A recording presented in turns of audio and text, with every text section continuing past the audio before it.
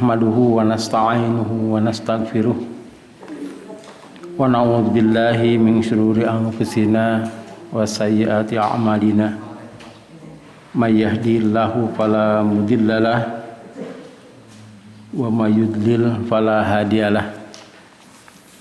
Asyhadu an la ilaha illallah wahdahu la syarikalah wa asyhadu anna Muhammadan abduhu wa rasuluh. Amma ba'du. Nuzul Quran sudah belum ya? Belum. Nuzul Quran 17 Ramadan. Nah, 17 Ramadan itu besok. Ini pas pisan. Ya. Itu luka tuh.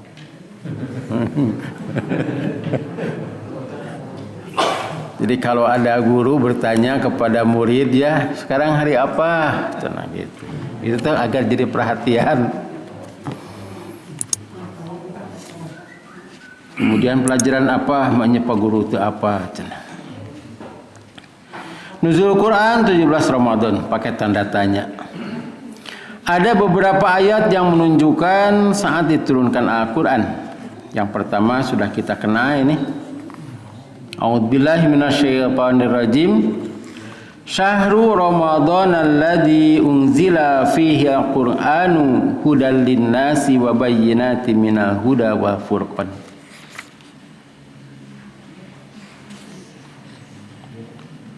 Bulan Ramadan, bulan yang di dalamnya diturunkan permulaan Al-Quran. Nah, saya sebut ini permulaan. Sebagai petunjuk bagi manusia dan penjelasan-penjelasan mengenai petunjuk itu, dan Al-Furqan, pembeda antara yang hak dan batil. Inna anzalnahu fi lailatin mubarakah inna kunna mundzirin. Sesungguhnya kami menurunkannya Al-Quran pada malam yang diberkahi, dan sesungguhnya kamilah yang memberi peringatan. Surat Ad-Dukhan. Inna anzalnahu fi lailatul qadr wa ma adraka ma lailatul qadr. Lailatul qadri khairum min alfi syahr. Sesungguhnya kami telah menurunkannya, yaitu Al-Quran, pada Lailatul Qadar. Tahukah kamu apa Lailatul Qadar itu? Lailatul Qadar itu lebih baik dari 1000 bulan. Nah, ini juga pertanyaan Allah, banyak pertanyaan Allah itu. Seperti Al-Qari'ah, Ma-Qari'ah, itu agar menjadi perhatian. Dan itu adalah salah satu metode. In kuntum amantum billahi wa ma anzalna ala abdina yauma furqani yauma taqal jam'an wallahu ala kulli syai'in qadir. Jika kamu beriman kepada Allah dan kepada apa yang kami turunkan kepada hamba kami, yaitu Muhammad, di hari Furqan, yaitu di hari bertemunya dua pasukan, dan Allah Maha Kuasa atas segala sesuatu. Ketiga ayat di atas, nah tiganya di sini 4 ya, 1, 2, 3, 4. Nah, berarti berapa? 3 Ketiga ayat di atas menerangkan bahwa Al-Quran diturunkan pada Lailatul Qadar di bulan Ramadan pada malam yang penuh dengan barokah. Sedangkan Quran surat Al-Anfal, nah ini yang keempat, dijelaskan bertepatan dengan hari Al-Furqan, yaitu hari bertemunya dua pasukan, pasukan Muslim dan pasukan kafir pada perang Badar tahun kedua Hijrah. Menurut ahli sejarah, perang Badar itu diperkirakan terjadi pada siang hari tanggal 17 Ramadan tahun kedua Hijrah. Hari itu bertepatan dengan saat diturunkannya Al-Quran. Nah, itu menurut keterangan yang ayat yang keempat itu.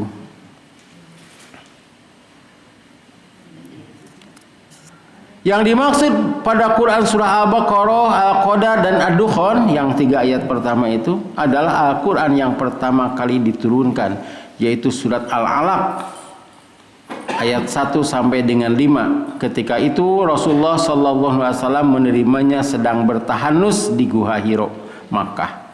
Sedangkan pada Quran surat Al-Anfal tidak jelas ayat mana yang dimaksud. Sebab Lailatul Qadar itu malam hari dan perang Badar itu siang hari. Jadi kalau dulu itu kalau mau perang itu badami heula di mana iraha. Nah, siga urang kapungkurnya sok ngabandungan gitu mun gelut geuningan. Mani di mana cenah gitu. Terus naon deui? Di mana cenah iraha cenah sabab lamun hiji gelutna poe Minggu ieu mung hayang poe Sabtu parma panggih. Sok wani mah cenah di mana gitu. Seperti ada tukang silat itu. Mun wani mah nanyiru cenah. Kaluar tina nyiru eleh. Nah gitu teh.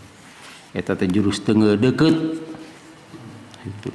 Tapi nanti nyumut teu meunang kitu teh kudu dijauhkeun. Eta ge di kurungan. Nah ini perang Badar juga begitu. Iraha cenah poe naon di mana? Tah tuh panggihna di Badar. Sebab kan Arab Saudi teh lega teh sampai sekarang itu banyak yang tandus ya. Jadi kalau tidak janjian mah itu.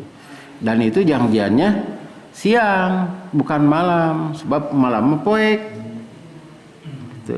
Kalau sekarang itu kan subuhnya tidak mengenal waktu perang itu. Al-Quran itu diturunkan oleh Allah secara berangsur-angsur selama 22 tahun, 2 bulan dan 22 hari atau sering disebut 23 tahun. Saat diturunkannya bermacam-macam, tidak pada bulan Ramadan saja, tidak malam hari saja, dan tidak tetap pada satu tempat atau keadaan tertentu saja. Jadi selama 23 tahun teh ada yang sedang berjalan, Rasulullah itu di atas untanya, ada yang di rumah gitu. Ada yang di Badar juga turun itu. Kan waktu perang Badar itu Rasulullah seksi doa. Rasulullah di sana itu Abu Bakar, Umar, yang lainnya bertempur begitu dipimpin oleh Hamzah. Maka Rasulullah itu istighosah sampai mengangkat tangan begitu. Pada saat itu turun Al-Quran. Kebanyakan surat Al-Anfal turun itu.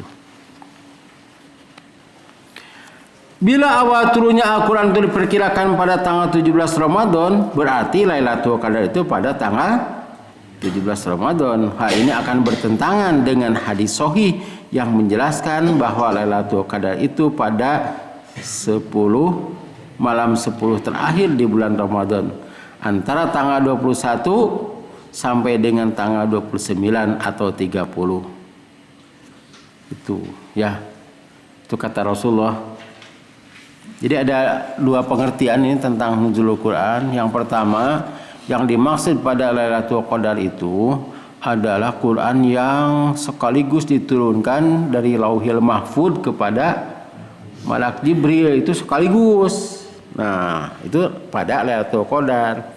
Sedangkan dari Jibril tuh ya ke Nabi Muhammad yang surat Al-Alaq itu tanggal 17 Ramadan gitu. Ya, itu ada versi begitu. Jadi yang pertama diturunkan pada Lailatul Qadar semuanya ke Jibril, kemudian dari Jibril dicicil. Dan yang pertamanya itu adalah surat Al-Alaq itu pada tanggal 17 Ramadan gitu. Tapi dalam sejarah ketika Rasulullah SAW menerima wahyu itu menjelang waktu sahur, Rasulullah sedang tidur gitu. Dalam tidurnya itu bermimpi kedatangan Malak Jibril. Ada lagi versi bahwa yang pertama itu diturunkan bukan surat Al-Alaq tapi surat Al-Fatihah, dan itu bukan di Gua Hira. Nah, terlepas dari itu kita teliti keterangan-keterangan yang tadi. Ternyata tidak ada satupun hadis tentang turunnya Al-Quran tanggal 17 Ramadan. Itu saya tidak menemukannya. Itu hanya sejarah. Saya pernah membaca sebuah buku tebalnya ya setengah Quran ini, judulnya 17 Ramadan. Saya baca itu. Ternyata sebuah novel itu ditulis oleh Yarji Zaidan Di dalamnya adalah percintaan, gitu. Tapi dibaca di katamat, gitu. Malahan dibacanya itu di nakareta, gitu, ya, gitu. Itu bukunya bahasa Arab. Itu. Makanya banyak orang yang pada saat itu kan banyak orang yang baca novelnya di mana-mana geringan lah. Can sumpir novel di mana-mana tuh. Akhirnya novel tidak bisa dibaca. Novel Baswedan. Nah, kita lanjutkan. Nah, itu isinya itu boga lalakonna teh Hamad. Hamad seorang Islam punya kekasih orang Kristen gitu. Itu tanggal 17 Ramadan sampai mengambil kurto Maria atau 2 anting Maria di atas Ka'bah. Nah, ini novel apanya 75% teh bohong. 25% waduh. Itu 17 Ramadan. Kita lanjutkan. Imam Abu Hurairah meriwayatkan an Aisyah radhiyallahu anha anna Rasulullah sallallahu alaihi wasallam qala taharru lailatul qadri fil witri minal ashril awakhir min Ramadan. Dari Aisyah radhiyallahu anha bahwa Rasulullah sallallahu alaihi wasallam bersabda, carilah Lailatul Qadar pada malam ganjil dari 10 terakhir di bulan Ramadan. Ini hadis-hadis tentang ini banyak. Bukan hanya Abu Hurairah, bukan hanya Aisyah saja, tapi bukan hanya Bukhari saja lagi, banyak. Ada lagi iltamisuha, carilah. Jadi kita harus mencari Lailatul Qadar pada 10 malam terakhir. Nah, di sini sebutkan fil witri yang ganjil. Nah, kita tidak tahu yang ganjil yang mana, sebab ada yang siamnya itu tanggal 13, ada yang tanggal 14 ya, siam teh buating tanggal 14 bener gitu. Penurangnya kawin tanggal 14 gitu. Nah, kalau lebarannya tanggal 30, tanggal 14 lagi berarti itu 31 ya. Kalau dari makanya pindah di itu teh. Kemarin Dewan Hizbah nyatakan itu mana nu bener teh. Kalau orang lain salah, kenapa kita ikuti? Tapi kata ketua umum kita jangan berbeda dengan yang lain. Da urang mah nya ngitung henteu. Ngaruyat henteu gitu. Balahan teu apa eta nu ge. Hila teh kumaha gitu. Kita lanjutkan. Tidak ditemukan dalil yang menyatakan bahwa umat Islam diperintah untuk memperingati hari turunnya Al-Quran. Ini tidak ditemukan dalil itu. Rasulullah SAW dan para sahabatnya tidak pernah memberi contoh merayakan atau mengadakan upacara peringatan nuzulul Quran. Jadi kalau sekarang ada pengumuman jangan merayakan nuzulul Quran karena masa pandemi, tetap saja doraka. Tapi kalau jangan merayakan nuzulul Quran karena tidak ada contoh, nah, itu menang pahala itu. Ada juga sebuah riwayat Al-Bukhari yang menyatakan bahwa ada seorang Yahudi itu musuh Islam yang mengusulkan kepada Umar bin Khattab radhiyallahu anhu agar merayakan atau memperingati hari turunnya Al-Quran ayat terakhir. Jangan usul gitu tah. Ayat terakhir cenah.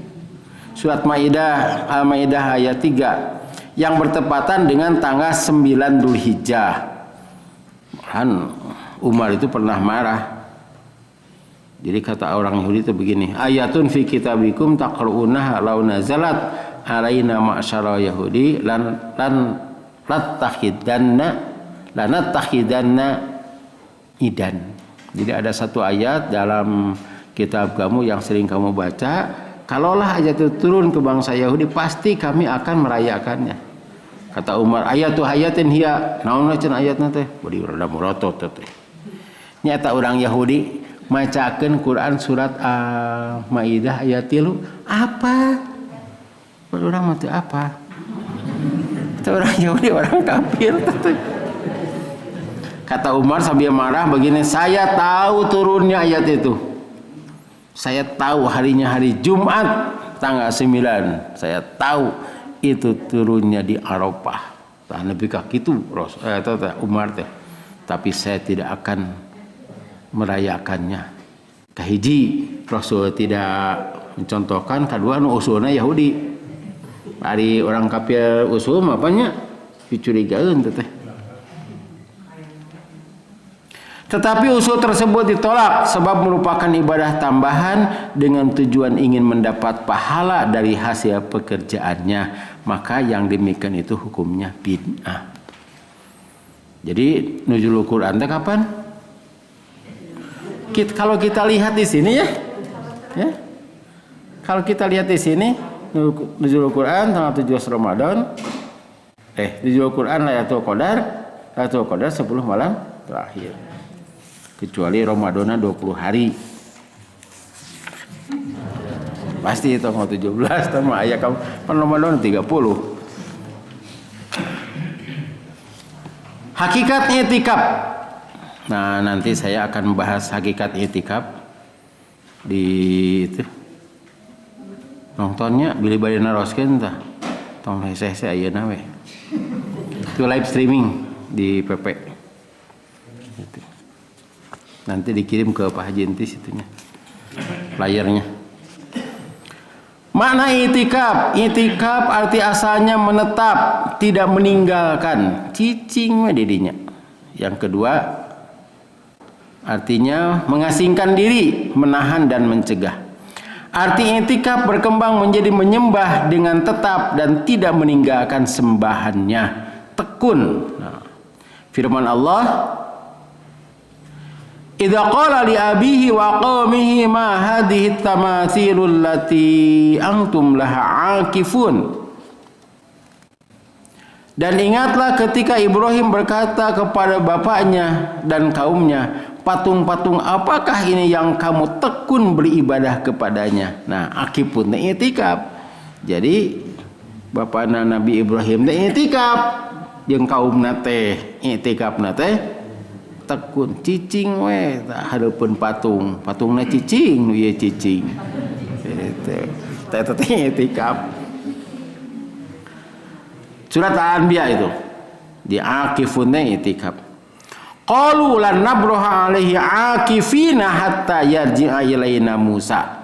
Mereka menjawab, kami akan tetap menyembah patung anak lembu ini hingga Musa kembali kepada kami. Abdi marek cicing we cenah kitu nya hareupan patung.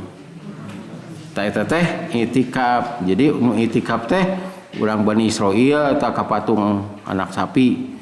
Kemudian bapana Nabi Ibrahim kepada patung-patung itu ketika cicing. Bahkan sini disebutkan ketika kata Nabi Harun maknya can ditinggalkeun sabaraha poe oge geus beda di cenah geus robah keyakinan teh. Kami tetap akan menyembah patung ini. I'tikaf itu. Sedangkan yang dimaksud dengan i'tikaf yang disyariatkan adalah menetapnya seorang mukmin di masjid dengan niat beribadah hanya kepada Allah dan tidak melakukan hal-hal yang membatalkannya. Hukum i'tikaf itu disyariatkan. Firman Allah, wa ahidna ila Ibrahim wa Ismail an tahira baitiya lit-taifina wal 'akifina wa ruk'is sujud. Dan kami telah perintahkan kepada Ibrahim dan Ismail, bersihkanlah rumahku. Nah, itu Masjidil Haram. Untuk orang-orang yang tawaf, atau ifin, akifin, i'tikaf, ruku dan sujud. Maksudnya orang-orang yang sholat. Jadi masjid itu harus dibersihkan. Itu hari tamah ketua DKM nanti Nabi Ibrahim itu. Itu beres. Sebab nanti ada yang ibadah haji, umroh, tawaf sana. Sampai sekarang itu Arab Saudi sangat memperhatikan kebersihan itu Masjidil Haram. Nepi ka dielap eta tanya. Itu kipasnya dibersihkan, dibongkar itu. Ya kipasnya dibongkar tuh. Nya dielap geuningannya gitu nepi ka. Saya itu pernah melihat ada orang Arab, ada orang itu sedang tawaf sakit perut mun ka eta kababayan didinya. Wah, makanya di Masjidil Haram duit teh langsung kitu. Set dikurung gaynya gitu. Benar sih. Saya lihat ini berapa menit. Ternyata kurang dari 5 menit gesengit eta teh. Tuh, jadi urang mah ribut. Aya ucing ngising di karpet teh. Pada nuding. Gitu. Dari itu mah langsung gitu kan aya eta teh jadinya aya tambang aya kitu tah. Nu ieu ngabersihan teh. Bersih. Jadi itu Masjidil Haram sampai sekarang dibersihkan segala sesuatunya. Jadi ada akifina beriktikaf. Karena Nabi sallallahu alaihi wasallam ya'takifu fil ashril awakhir min Ramadan. Adalah Rasulullah sallallahu alaihi wasallam beriktikaf pada 10 malam terakhir di bulan Ramadan. Iktikaf itu hukumnya mandub, sunat. Kita menyebutnya sunat. Bahasa fikih itu mandub. Tidak ada perintah yang menunjukkan wajib serta tidak ada ancaman bagi orang yang tidak iktikaf. Firman Allah, "Wala tubashiruhunna wa antum aqifuna fil masajid." Dan janganlah kamu bermubasyarah HSI dengan istri-istrimu manakala kamu sedang iktikaf di masjid. Karena itu istri jangan dibawa ke masjid. Ke iktikaf mah bisi batal. Coba Pak perhatikannya ayat ini antum akifunanya dengan ayat tadi yang pertama itu halaman 75 antum laha akifun sama ya kata-katanya antum laha akifun ini wa antum akifun aja sama jadi itu mah umat Nabi Ibrahim jadi i'tikaf itu bukan hanya orang Islam tapi ini disyariatkannya beda zaman Nabi Muhammad. Sabda Rasulullah sallallahu alaihi wasallam, "Man kana takafa ma'i fa ya'taqi fil ashril awakhir." Siapa yang beriktikaf bersamaku, maka hendaklah iktikaf pada 10 malam terakhir. Jadi dulu itu Rasul pernah iktikaf di tengah bulan. Gitu. Ternyata beliau mendapatkan wahyu bahwa iktikaf itu harus 10 terakhir. Nah, kemudian ada pengumuman, siapa yang beriktikaf bersamaku hendaklah iktikaf. Jadi yang sudah iktikaf di cenah tanggal 10 terakhir. Sedangkan iktikaf bagi perempuan tidak ada keterangan kecuali istri-istri Rasulullah SAW. Hal itu pun setelah ada izin dari beliau. Dalam pelaksanaannya pun harus lebih tertib menggunakan ruangan khusus seperti tenda. Jangan sampai mengganggu orang-orang yang akan sholat berjamaah. Kan rumah Rasulullah mah dan para istrinya teh nggak jajar di pinggir masjid. Jadi kalau tenda teh nempel kadinya teh kan mudahnya gitu. Mau ketinggali ka zaman. Ada eta mah tenda anak siga gitu tadi dia tadinya. Karena itu Rasulullah kan di rumah Aisyah itu meninggal dan dikuburkannya. Jangan sampai mengganggu sebab bapak-bapak masuk penasaran.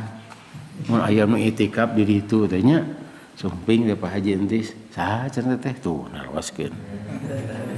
Gitu. Betul mah teu naroskeun Pak Haji langsung ditoong.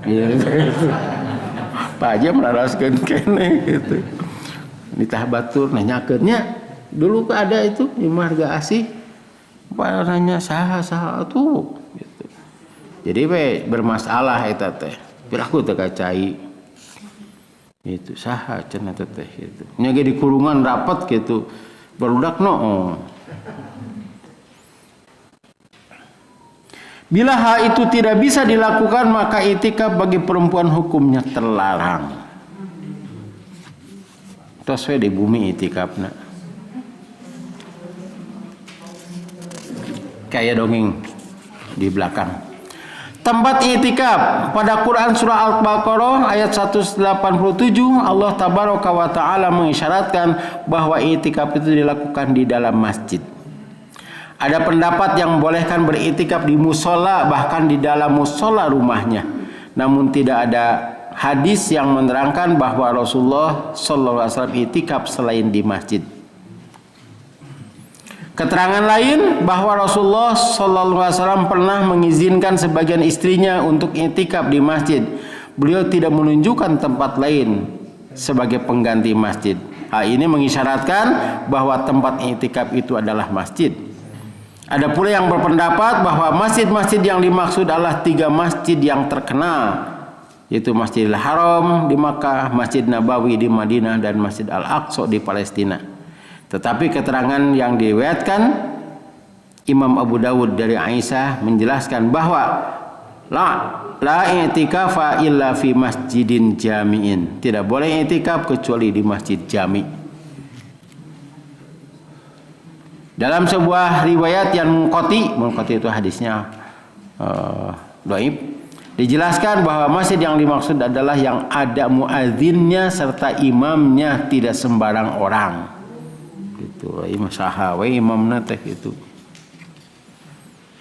Apalagi subuh sahawai teh kengeng teh. Apalagi masjid Persis subuh adana batur beda gitu. Imamna batur beda gitu. Ai subuh banyak. Waktu itikaf, Rasulullah SAW biasa beritikaf pada 10 terakhir di bulan Ramadan. Tetapi beliau pernah pula itikaf pertengahan bulan Ramadan dan mengqadha itikafnya pada bulan Syawal. Karena di suatu Ramadan beliau meninggalkannya. Tadi sudah jelaskan beritikaf pertengahan bulan Ramadan itu diganti dengan 10 terakhir. Nah ini yang bulan Syawal itu. Tong diangosnya lah hadisnya mah panjang. Adalah Rasulullah Shallallahu Alaihi Wasallam beritikaf pada setiap bulan Ramadan. Apabila selesai salat subuh, beliau masuk ke tempat itikafnya. Kata rawi, Aisyah minta izin untuk beritikaf, maka beliau mengizinkannya. Kemudian ia membuat tenda.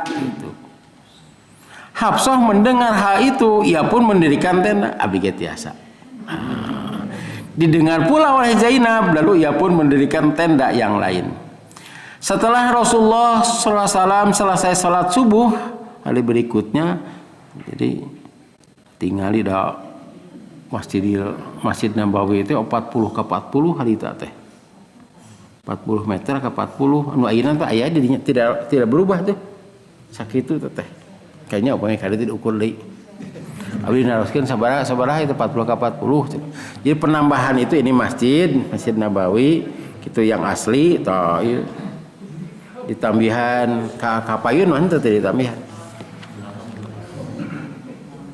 Jadi Rasulullah itu ketika sholat subuh tidak melihat tenda, setelah sholat subuh melihat apa urang masa kieu nya katingali aya tenda teh. Setelah Rasulullah SAW selesai salat subuh hari berikutnya, beliau melihat ada 4 tenda. Katanya, apa ini? Lalu diberitahukan kepadanya tentang mereka atau istri-istri beliau. Katanya lagi, buat apa mereka melakukan ini? Apakah mencari kebaikan? Nah, dalam bahasa Arabnya, al-baru, gitu. Al-biru, gitu ya. Bongkar tenda-tenda ini, aku tidak mau melihatnya lagi. Rasulullah nyesel. Kemudian dibongkar tenda-tenda tersebut. Rasulullah SAW pada Ramadan itu tidak iktikaf, sehingga beliau iktikaf di 10 terakhir pada bulan Syawal. Itu sebagai qada. Ayo urang mah teu kenging bulan Syawal da Pak pentara iktikafna oge. Seperti yang kesiangan subuh, ya, yang kesiangan subuh ari nu tara qobla mah nyung hayang tos jadi ba'da ieu mah datang ka masjid geuningan tos ngawitan cenah ya mangani abdi teu kabujang qobla itu boleh gitu. Orang itikaf tara gitu tuh. Ya hayang bulan Syawal atau bulan Juni teu kenging.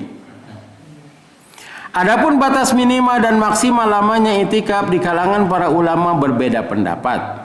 Karena tidak adanya dalil yang menjelaskan hal itu. Ada yang berpendapat minimal 1 hari, sehari semalam. Jadi yang minimal 1 hari, sehari semalam. Bahkan ada pula yang menyatakan seseorang termasuk i'tikaf walaupun hanya sejenak diam di masjid, tetapi harus dibarengi dengan niat. Niatnya i'tikaf, bukan lari dari kenyataan.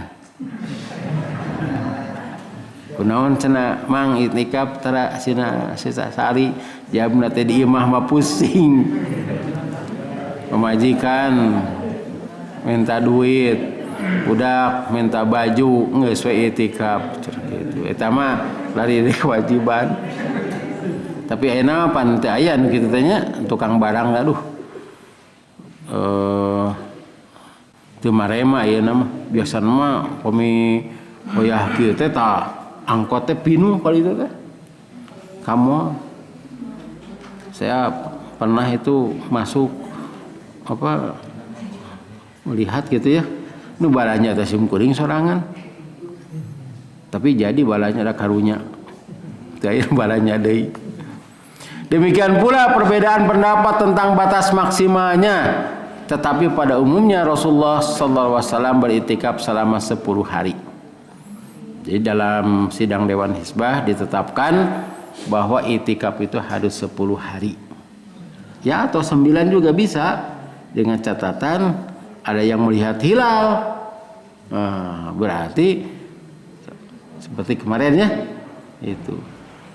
Urang teh rek taraweh aya nu tos ningali hilal cenah bubar iktikaf teh. Sebab jadi 29 itu. Jadi 29. Sebab kan harus diru'yat itu.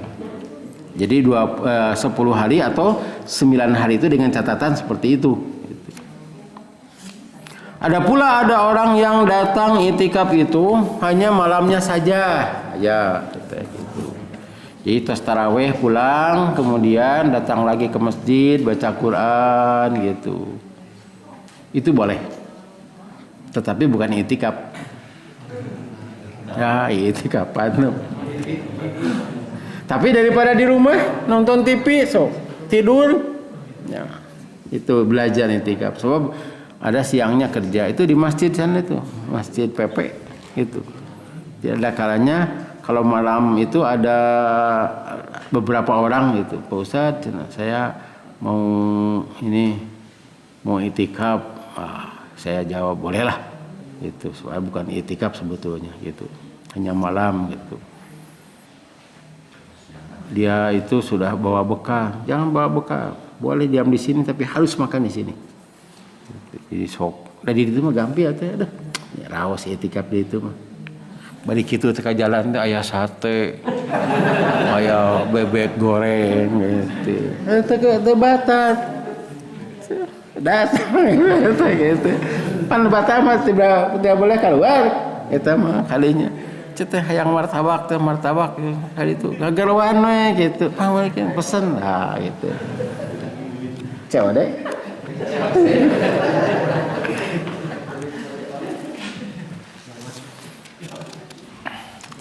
Saya ingat COD itu dulu teh Certificate of Death. Jadi sertifikat kematian. Jadi mau teh kudu boga sertifikat namina teh COD. Kalau tidak punya sertifikat, jadi yang ibadah haji itu harus punya COD. Nu maut itu harus ada sertifikatnya.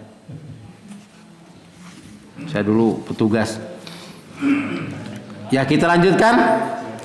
Sedangkan yang membatalkan iktikaf adalah keluar dari tempatnya kecuali untuk memenuhi kebutuhan buang air, berwudu, makan dan minum. Itu pun bila tidak ada yang mengantarkannya. Jadi kalau keluar gitu, dikarenakan tidak ada yang mengantarkan, keluar ke warung, ya harus warung terdekat. Itu. Nah, keluar ke itu. Marian eta Ampera, entong yang terdekat saja. Dalam riwayat Abu Daud, Aisyah Ummul Mukminin menerangkan, ini ada hadis yang tadi ya. Nah ini kepanjangan atau panjang tadi.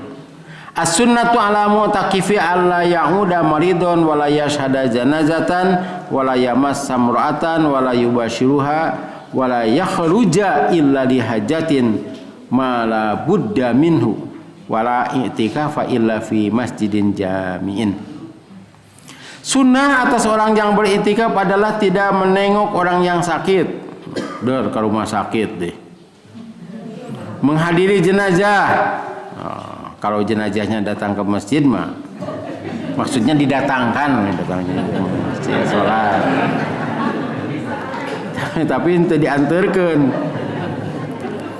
Tidak menyentuh dan mencumbu istri dan tidak boleh keluar dari masjid kecuali untuk keperluan yang sangat, dan tidak ada itikaf kecuali dengan siam, dan tidak ada itikaf kecuali di masjid jami. Jadi yang itikaf itu harus siam. Eta itikaf teh hakikatnya. Fadilah itikaf. 1. Dengan itikaf kita akan leluasa zikir kepada Allah. Masjid adalah tempat yang paling baik untuk menyebut nama Allah, dan sholat maktubah wajib. Ini ada saya tulis ayat 36 dan 37. Ku percetakan tadi tulis 37 38 gitu. Kalau artinya 3736 ta eta. Jadi pabeli itu teh. Jadi seharusnya 3637. Rijalun, betul ini ayat yang pertama. Laki-laki yang tidak dilalaikan oleh perniagaan dan tidak pula oleh jual beli dari mengingat Allah, dari mendirikan sholat dan membayar zakat. Mereka takut kepada suatu hari yang di hari itu hati-hati dan penglihatan menjadi goncang. Nah, jadi dalam susunan ayat Qur'annya begitu. Jadi ayat ihla ayat 36 kemudian 37. Saya tulis 37 dulu kemudian 36. Nah, ini 36-nya. Fi buyutin adinallahu an turfa'a wa yudhkara fiha ismuhu yusabbihu lahu fiha bil ghudwi wa asal. Mereka bertasbih kepada Allah di masjid-masjid yang telah diperintahkan untuk dimuliakan dan disebut namanya di dalamnya pada waktu pagi dan petang. Jadi untuk berzikir itu tempat yang paling baik adalah di masjid. Zikir dalam arti zikir pagi dan sore ya. Nah, jadi ada zikir pagi dan sore. Apa tuh? Upami teu apa? Engke di pasihan bukuna. Insya Allah besok tanggal 17 Ramadan. Nah, buku saya bikin buku lagi.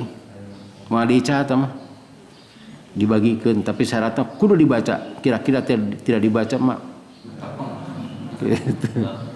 Ada zikir pagi dan siang. Jadi zikir pagi dan siang itu tempat yang terbaik adalah di masjid. Setelah itu kan ada zikir yang lainnya seperti membaca tasbih subhanallah wa bihamdihi itu. Tah. Kita terserah manuknya. Ya. Dalam Quran disebutkan bahwa burung-burung itu bertasbih pada waktu pagi dan siang, dan itu sebagai tanda kita bertasbih pada sebelum matahari terbit. Eta teh menjelang matahari terbit, burung itu memberitahu. Bari dibuka ayatnya mah. Aya asisten abdi gitu. Tuh nya mah. Surat An-Nur eta teh. Surat An-Nur. Aya na buku eta, buku tasbih. Aya itu. Asisten. Surat An-Nur teh surat ke-24.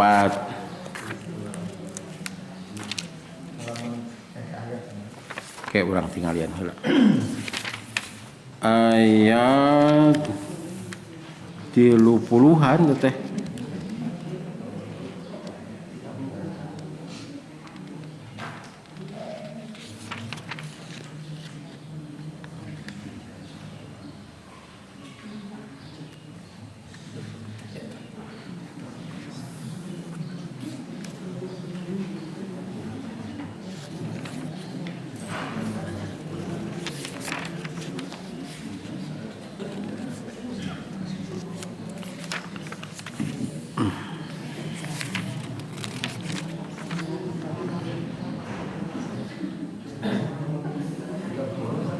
Oke, kurang tinggalian heula.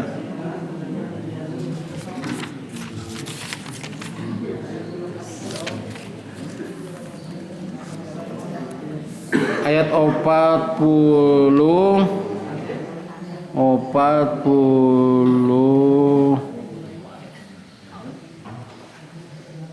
ayat 45 teteh.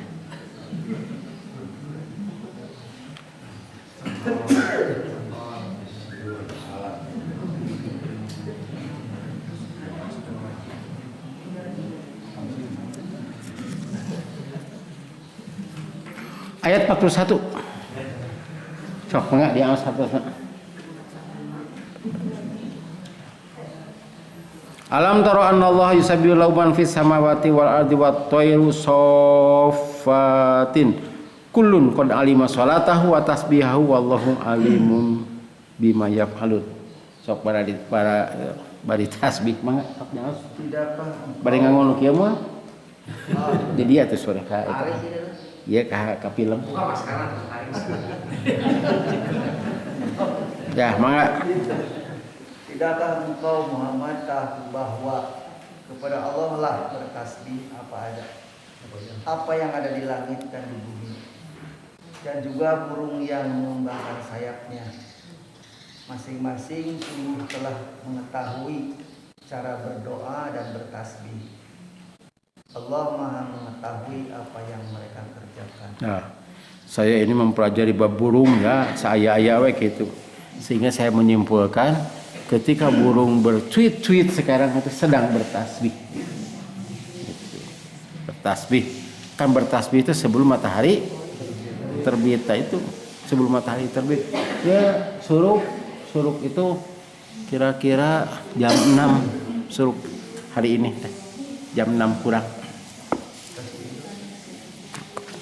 Enggaklah tasbih nama masing-masing. Jadi setiap sudah tahu cara doanya dan cara tasbihnya, hanya kita tidak tahu ya.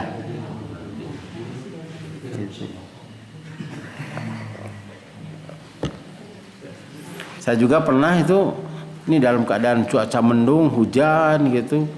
Tetap saja burung itu tahu. Padahal sedang gelap itu. Tetap saja bertasbih atau bercuit-cuit. Kita lanjutkan fadilah i'tikaf. Sebab ini yang terakhir ya. Terakhir tuh.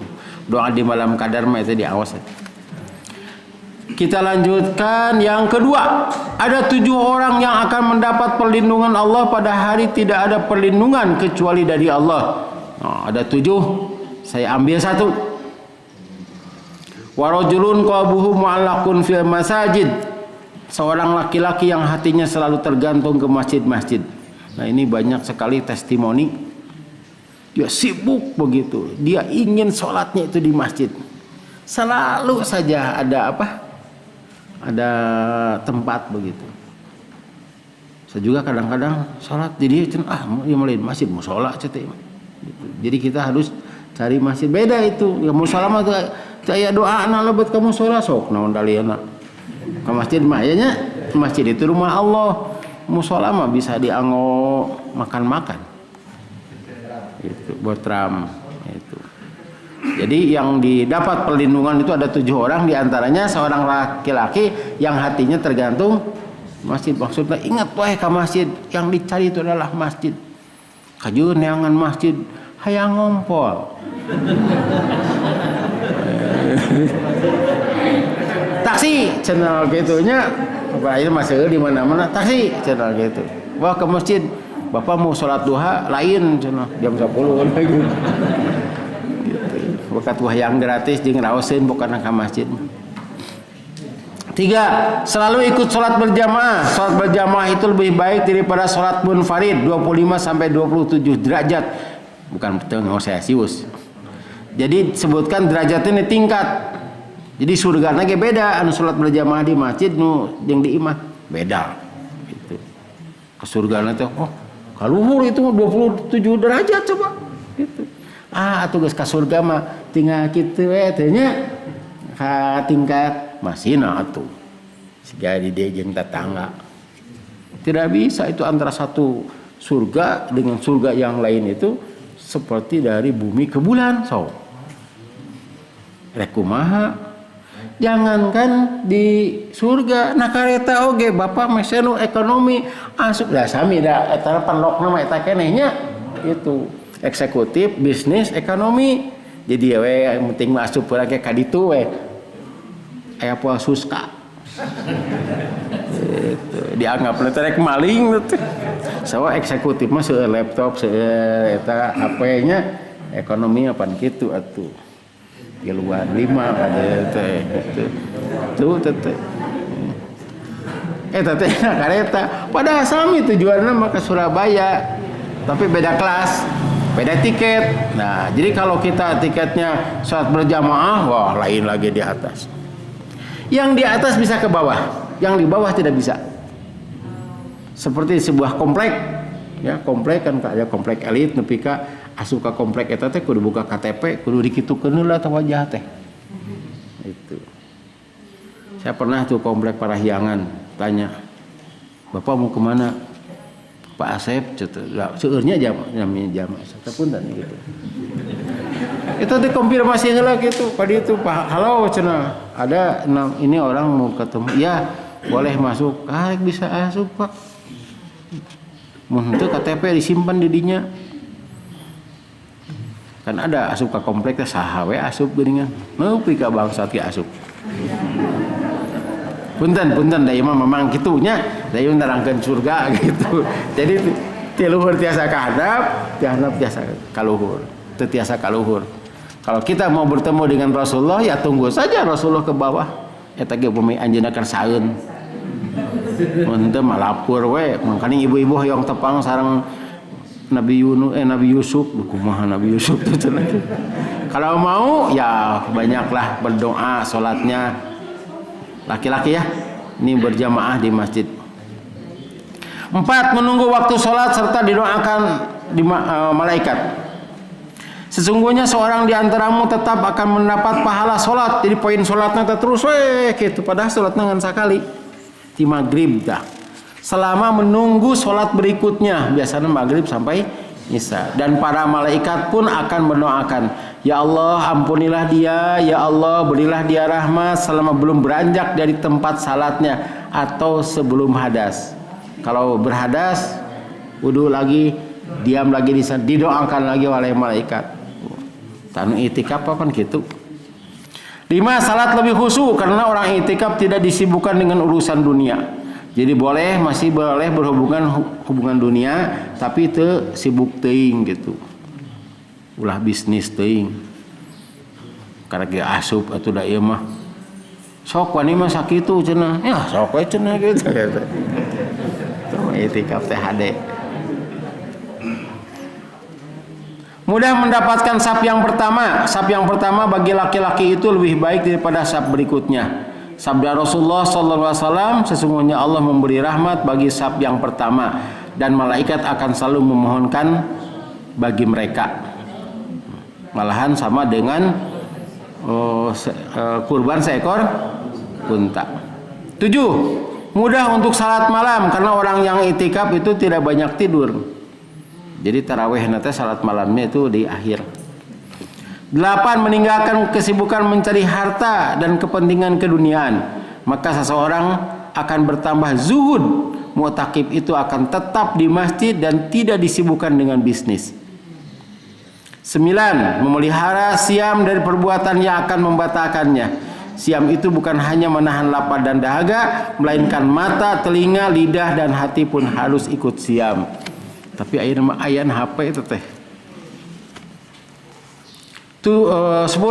Melatih sabar dalam taat dan sabar dalam menahan godaan.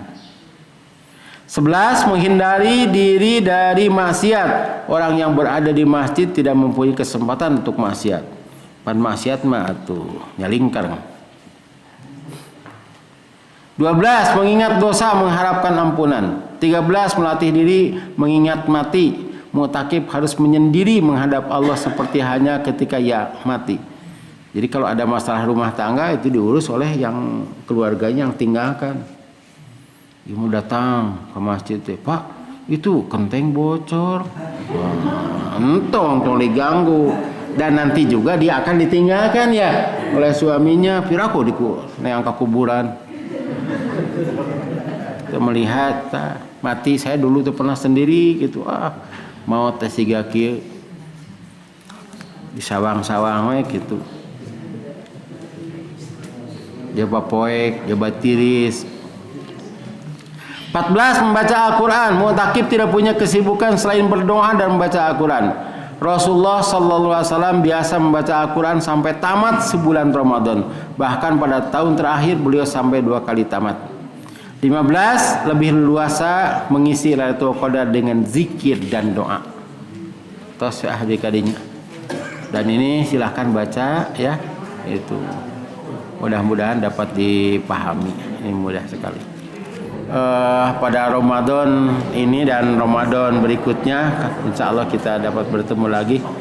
Kita dapat amal ibadah kita diterima oleh Allah. Bukan hanya ibadah siam saja, tapi juga ibadah-ibadah yang lainnya, seperti ibadah tarawehnya, ibadah sodakohnya, membaca Quran, berdoa, kemudian ibadah-ibadah itikaf dan yang lainnya.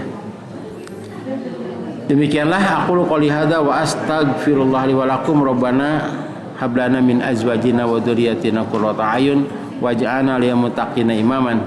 Rabbana atina fid dunya hasanah wa fil akhirati hasanah wa qina adzabannar. Wassalamualaikum warahmatullahi wabarakatuh.